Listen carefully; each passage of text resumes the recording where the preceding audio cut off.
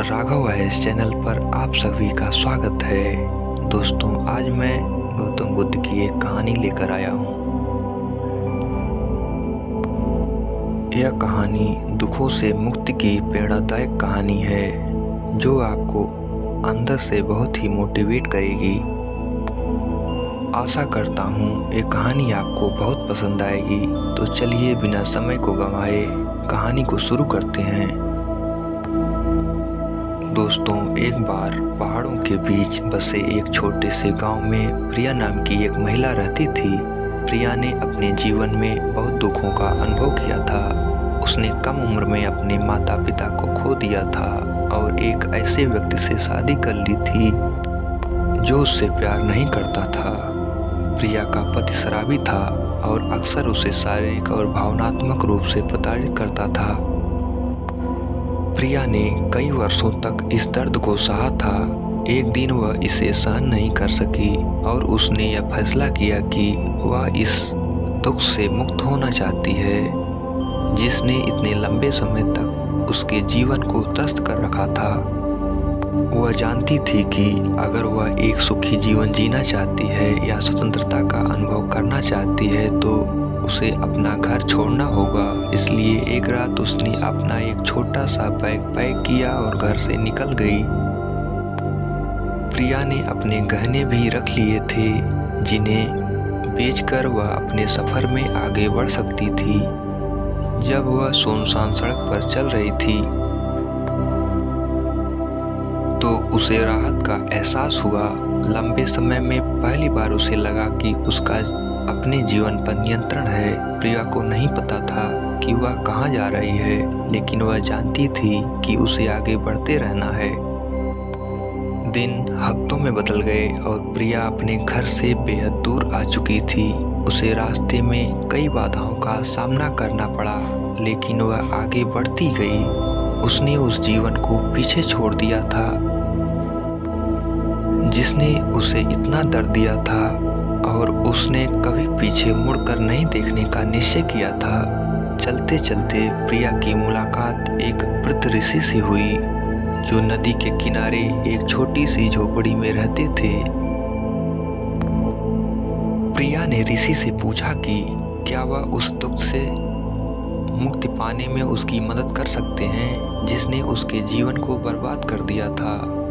ऋषि ने प्रिया को देखा और कहा, बच्ची, दुख से मुक्ति अपने आप पार नहीं मिल सकती। यह मन की एक अवस्था है जिसे व्यक्ति को भीतर से विकसित करना चाहिए। आपको अतीत को छोड़ना और वर्तमान क्षण में जीना सीखना चाहिए, तभी आप सच्ची स्वतंत्रता का अनुभव कर पाओगे। प्रिया ने ऋषि की बातों को ध्यान से सुना और उसने महसूस किया कि वह बहुत लंबे समय से अपने अतीत को पकड़े हुए थी, इसीलिए उसको दर्द कम नहीं हो पा रहा था। उसने ऋषि को धन्यवाद दिया और अपनी यात्रा जारी रखी। चलते चलते प्रिया ने ऋषि की शिक्षाओं का अभ्यास करना शुरू कर दिया। उसने अतीत को जाने देना शुरू किया और वर्तमान क्षण पर ध्यान केंद्रित किया। फिर उसे जीवन की साधारण चीजों में भी खुशी मिलने लगी। प्रिया एक गांव से गुजर रही थी जहां पर पोस्टर लगे थे कि प्राइमरी स्कूल में शिक्षक की आवश्यकता है। प्रिया पढ़ी लिखी थी और उसे पैसे की भी आवश्यकता थी, इसलिए वह उसी गांव में रहने लगी और बच्चों को पढ़ाने लगी। एक दिन प्रिया लोगों के एक समूह से मिली जो आग के चारों ओर इकट्ठे थे। वे नाच रहे थे और गा रहे थे और उनकी हंसी हवा में गूंज रही थी। प्रिया पहले तो इसमें शामिल होने से हिचकिचा रही थी, लेकिन उसके भीतर की आवाज़ उसे उस समूह में जाने और मजे करने के लिए कह रही थी। प्रिया ने समूह के साथ नृत्य किया और खूब हंसी।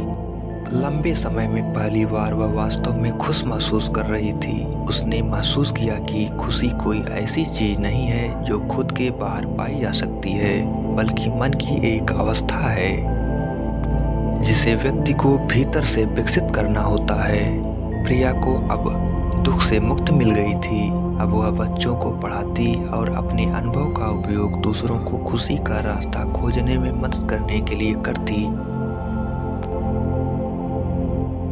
दोस्तों, इस कहानी से हमें यह सीखने को मिलता है कि खुशी कोई ऐसी चीज नहीं है जो खुद के बाहर पाई जा सकती है, बल्कि मन की एक अवस्था है जिसे व्यक्ति को भीतर से विकसित करना होता है।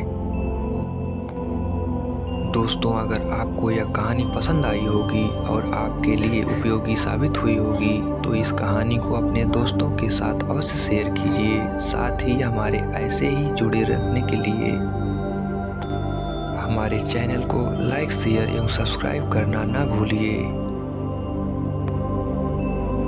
दोस्तों, आज के इस स्टोरी में बस इतना ही। दोस्तों, हम आपसे फिर मिलेंगे ऐसे ही एक प्रेरणादायक कहानी के साथ। तब तक के लिए आप जहां भी रहिए खुश रहिए और खुशियां बांटते रहिए। आपका बहुमूल्य समय हमें देने के लिए दिल से धन्यवाद। आपका दिन शुभ हो।